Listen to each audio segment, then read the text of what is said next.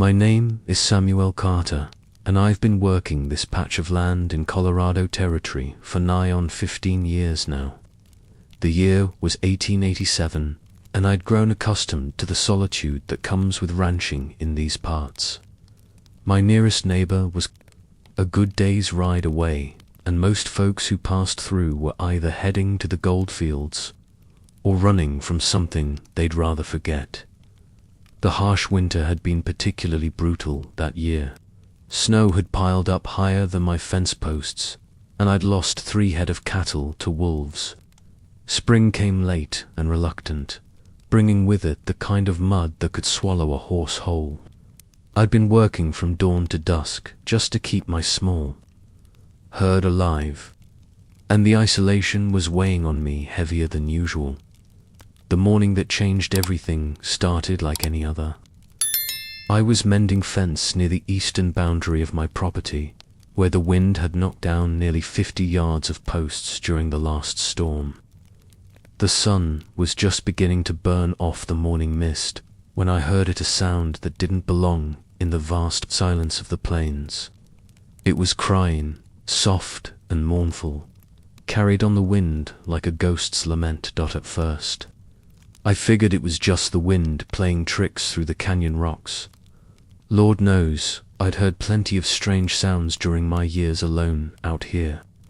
But as I stopped hammering and listened closer, there was no mistaking it.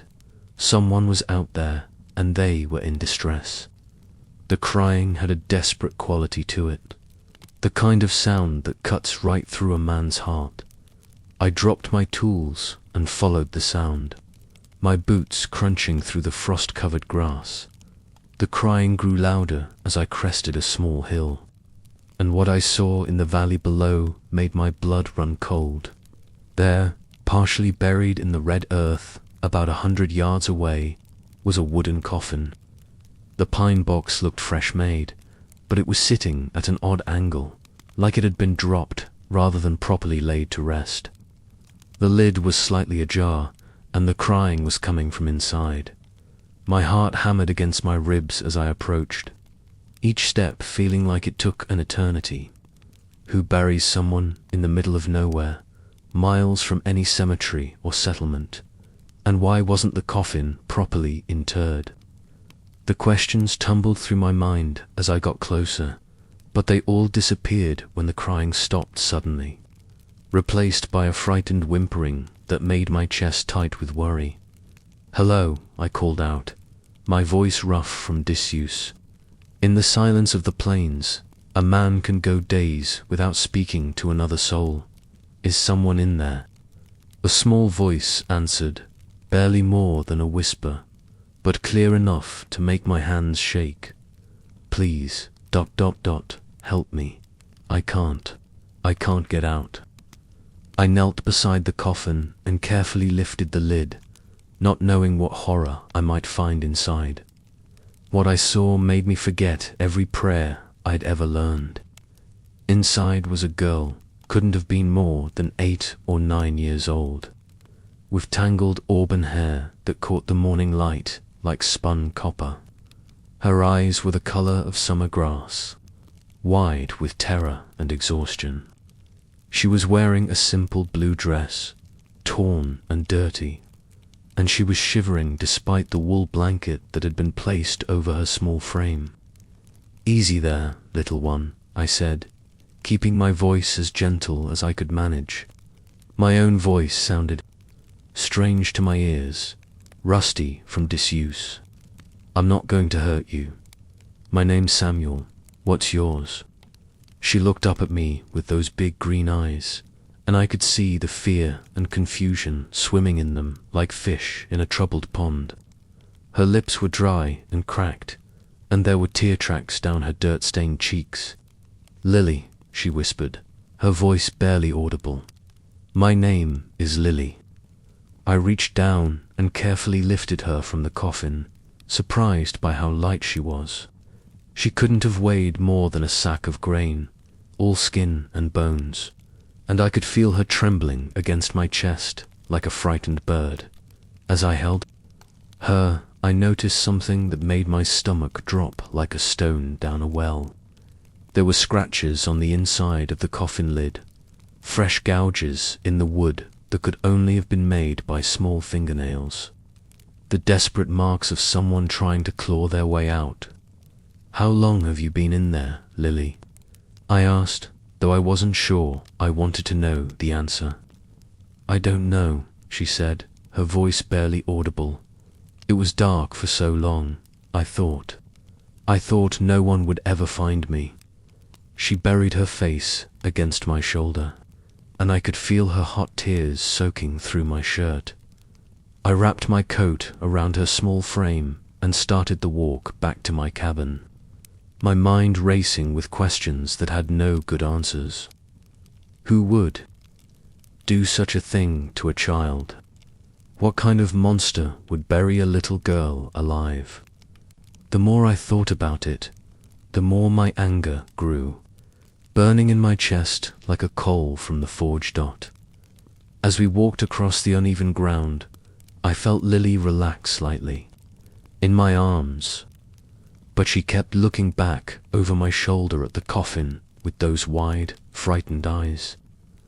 We were about halfway to my cabin when she spoke again, her voice small and scared. "Mr. Samuel," she said, her words muffled against my shoulder. "There's something else."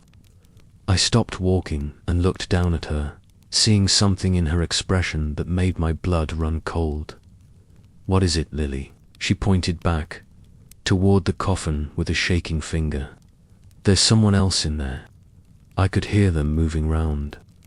Underneath me, they were trying to get out.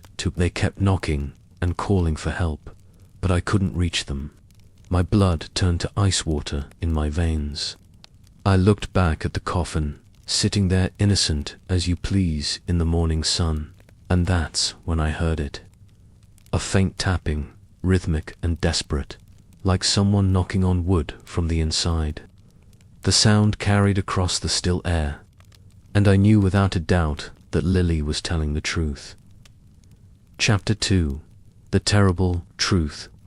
Thigh set Lily down gently behind a large boulder, making sure she was out of sight of the coffin. "You stay right here, little one," I told her, trying to keep the fear out of my voice. "Don't move until I come back for you, you understand?" She nodded, but I could see the terror in her eyes. "Is it Papa?" she whispered. "Is my Papa down there?" The hope in her voice nearly broke my heart. "I don't know, Lily, but I'm going to find out." Every instinct I had was screaming at me to take the girl and get as far away from that coffin as possible. But I couldn't live with myself if there was another person trapped in there. I'd seen enough death in my time, during the war and in the years since, but the idea of someone buried alive was enough to make my skin crawl. The tapping grew louder as I approached, more frantic now, like whoever was down there knew help was near. I grabbed the coffin lid and threw it all the way open, then started pulling out the blankets and straw that had been used as padding. My hands were shaking so bad I could barely grip anything properly, and sweat was pouring down my face despite the cool morning air. About 3 feet down, my fingers hit something solid. It was another wooden surfacer, false bottom in the coffin, cleverly constructed to hide a second compartment. The tapping was coming from directly below it, and I could hear a muffled voice calling for help. The words distorted, but the desperation clear. I ran back to my tool shed, my legs pumping as fast as they could carry me.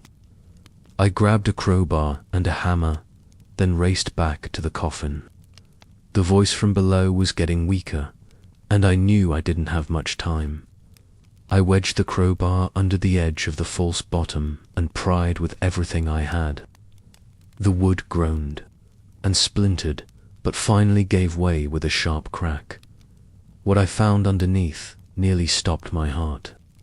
It was a man, maybe in his 30s, with dark hair and a beard that had grown wild during his captivity. His hands were bound with rough rope that had rubbed his wrists raw, and his clothes were the same style as Lily's simple, homespun fabric that suggested they weren't from around these parts. His face was pale as parchment, and his breathing was shallow and rapid. "Thank God," he gasped as I pulled him out, his voice hoarse and barely recognizable. "I thought I was going to die down there. I thought I'd never see daylight again." I helped him sit up, and he immediately looked around frantically, his eyes wild with fear and desperation. "Where's Lily? Is she safe?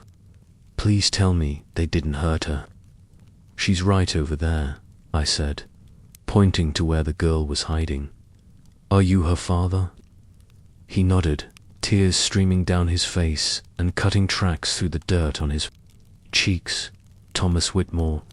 We were traveling to California when we stopped, his face going pale as fresh milk. We need to get out of here, now. They might come back." "Who might come back?"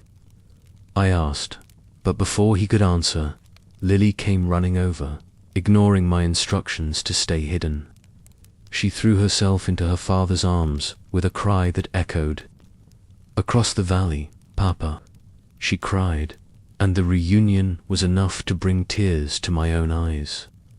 I'd been alone so long I'd forgotten what it looked like when people truly cared for each other. I was so scared. I thought they'd killed you like they killed Mama. Thomas held his daughter tight, but his eyes never stopped scanning the horizon. "We need to move," he said, his voice urgent. "They'll be back to check on us soon. They said they'd return in a few days to see if we were still breathing." I helped them both to their feet, and we started back toward my cabin, Thomas leaning heavily on my shoulder. As we walked, he told me their story, and with each word, my anger grew hotter than a blacksmith's forge. They'd been part of a small wagon train heading west, 5 families in total, when they were attacked by a gang of men led by someone called Jeremiah Kane. The attack had come at dawn, just like the Apache raids I'd heard about. The other families had been killed outright, but Kane had taken a sick liking to the idea of burying the Whitmores alive. He'd forced them to watch as he murdered Thomas's wife, then separated father and daughter into different compartments of the same coffin. He said he wanted to see how long we'd last, Thomas said, his voice shaking with rage and fear. Said it was more entertaining than just shooting us. He told us he'd come back in a few days to see if we were still alive, and if we were, he'd let us go. But I could see in his eyes that he was lying. The more I heard, the more I understood that we were dealing with something worse than ordinary outlaws. This Kane character was a sadist who took pleasure in others' suffering. Men like that didn't just ride away and forget about their victims. By the time we reached my cabin, the sun was high overhead and the temperature was climbing. I got them both cleaned up and fed, giving them water slowly so they wouldn't make themselves sick. Lily fell asleep in my bed almost immediately, exhausted from her ordeal, while Thomas and I sat on the porch keeping watch. "We can't stay here," Thomas said, his voice barely above a whisper. "When Kane comes back and finds us gone, he'll track us down. He's got 6 men with him, all of them killers. They'll burn your place to the ground and kill anyone who helped us." I thought about that for a moment, looking out at the land I'd worked so hard to build something on. Then I made my decision. Then we don't run, we wait for him. Thomas looked at me like I'd lost my mind. "You don't understand. These men are animals. They'll kill us all without a second thought. They've done it before." "Maybe," I said, checking my rifle and counting the cartridges in my belt. "But I've got something they don't expect." "What's that?" I looked out at the vast expanse of my property, at the hidden ravines and rocky outcroppings I knew like the back of my hand. I know this land better than anyone alive, and I've got no intention of letting them hurt that little girl again. Chapter 3. The Confrontation. We didn't have to wait long. Just after sunset, I spotted the dust cloud on the horizon that meant riders were coming. 7 men, just like Thomas had said, riding hard toward my cabin with the confidence of men who'd never been seriously challenged. I'd spent the afternoon setting up defensive positions and making sure Lily was safely hidden in the root cellar. Beneath the house, with enough food and water to last several days if necessary. Thomas wanted to fight alongside me, but I convinced him to stay with his daughter. If something happens to me, I told him, you'll need every advantage you can get to escape. Take my spare horse and ride for Colorado Springs. The territorial marshal there is a good man.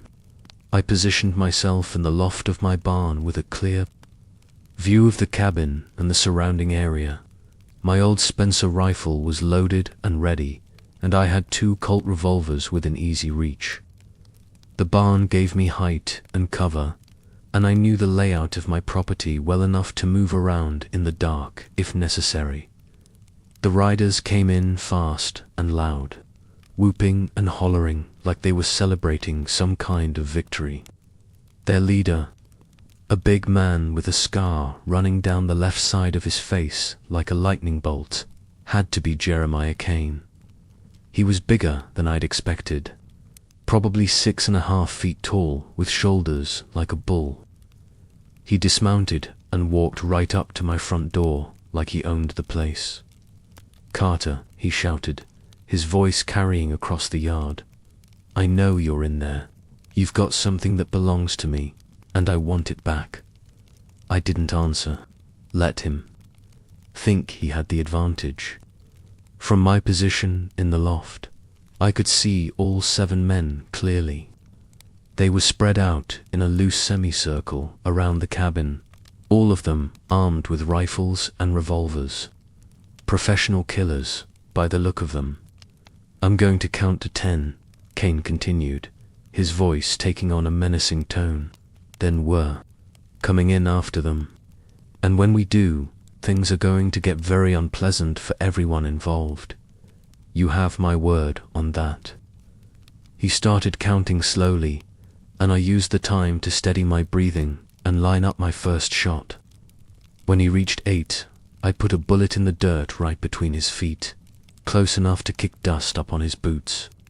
He jumped back, cursing like a sailor, and his men scattered for cover behind water troughs and fence posts. "The next one won't be a warning," I called out, working the lever of my rifle. "You boys best ride on out of here before someone gets hurt." Kane laughed, but it was an ugly sound with no humor in it. "You think you can take on all 7 of us? You're either brave or stupid, Carter. Maybe both." "Maybe," I said, "but I'm also the only one who knows these hills. You want to dance? We'll dance, but it's going to be on my terms." What followed was the longest night of my life. Kane's men spread out and tried to surround the cabin, but I'd spent years hunting in these hills, and I knew every hiding spot, every game trail, every patch of loose rock that would give away a man's position. The moon was nearly full, providing just enough light to see by, but casting deep shadows that could hide a man if he knew how to use them. I picked them off one by one, using the darkness and my knowledge of the terrain to stay ahead of them. The first man I got was trying to circle around behind the barn. I caught him in the open, silhouetted against the skyline, and dropped him with a single shot to the chest. The second was attempting to climb up to the loft where I'd been positioned, not knowing I'd already moved to a different spot. By dawn, 3 of Kane's men were down, and the rest were getting nervous. I could hear them arguing among themselves, and I knew their morale was breaking. That's when I decided to end it.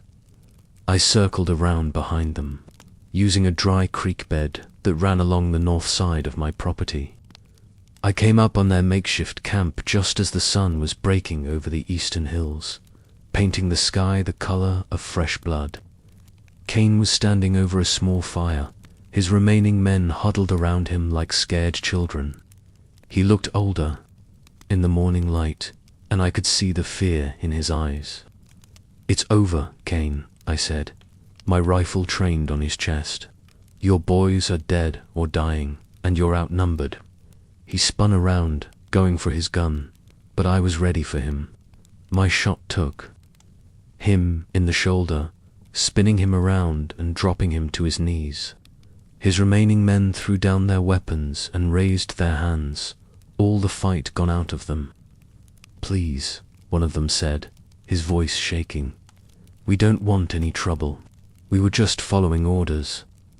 I kept my rifle steady, the barrel trained on Cain's chest, following orders to bury a man and his daughter alive. That's not following orders. That's being a coward and a killer. Chapter 4. A New Beginning. It took 2 days to round up all of Cain's men and get them to the territorial marshal in Colorado Springs. Thomas and Lily rode along in my wagon, giving their testimony about what had happened to their wagon train and the other families who'd been murdered. Justice was swift in those days, and within a week, Cain and his surviving men were either hanged or sentenced to life in the territorial prison. But that's not really the end of the story. The real end came when Thomas and Lily were preparing to continue their journey to California. They'd been staying in my cabin for almost 2 weeks while Thomas recovered from his ordeal and Lily got her strength back. I'd grown accustomed to having them around, to the sound of voices in the house and the smell of cooking food. I was helping them load their supplies into the wagon when Lily tugged on my sleeve with her small hand. "Mr. Samuel," she said, looking up at me with those big green eyes that had haunted my dreams. "Do you think we could stay here instead? I like it here. It feels safe, and I think Papa does too." I looked at Thomas, and he shrugged with a small smile. "She's right," he said. "We don't have any family waiting for us in California, and this seems like a good place to start over. The land is good, and there's room to grow, if you'd have us, that is." I thought about it for about 2 seconds. The truth was, I'd grown more attached to both of them than I cared to admit. The cabin felt more like a home with them in it, and I realized I'd been lonely for longer than I cared to admit. Having people to talk to share meals with, to worry about it had awakened something in me that I thought had died during the war. "Well," I said, trying to keep my voice casual, "I suppose I could use some help around here. This land's big enough for all of us, and there's plenty of work to go around." Lily's face lit up like the sunrise, and she threw her arms around my waist. "Really? We can stay?" "Really?" I said, and I meant it with every fiber of my being. So that's how a lonely rancher ended up with a ready-made family. Thomas turned out to be handy with tools and had a good head for business. He'd been a carpenter back in Missouri before the dream of California gold had taken hold, and he knew how to build things that would last. Within a year, we'd expanded the ranch house, built a proper barn, and were running cattle on twice as much land. Lily grew up strong and smart, with a way of bringing out the best in everyone around her. She had her mother's green eyes and her father's stubborn streak, and she wasn't afraid of hard work or getting her hands dirty.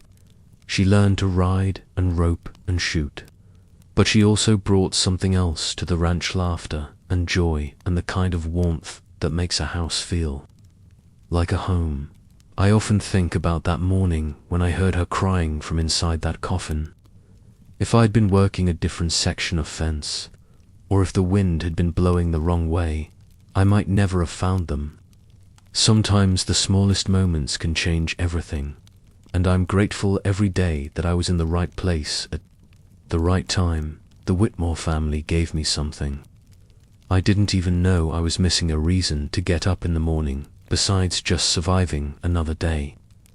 And in return, I gave them a safe place to heal from their trauma and build a new life.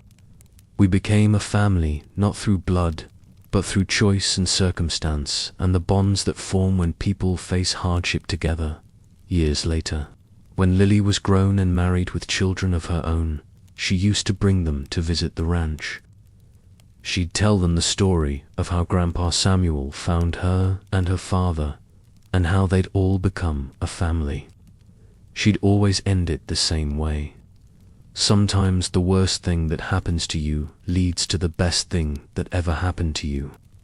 You just have to be brave enough to see it through. And you know what? She was right. That little girl who'd been buried alive grew up to be one of the strongest, most compassionate people I've ever known.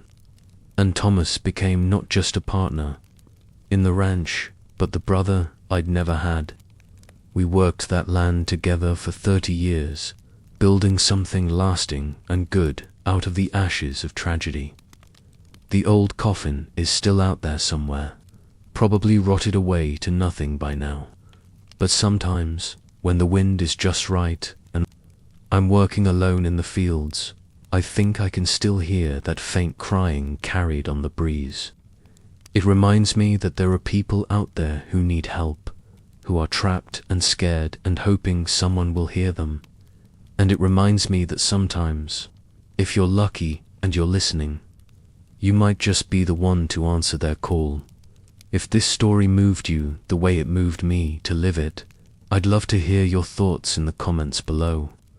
Don't forget to subscribe for more incredible tales from the American frontier, and give this video a thumbs up if you enjoyed it. There are so many more stories like this one waiting to be told.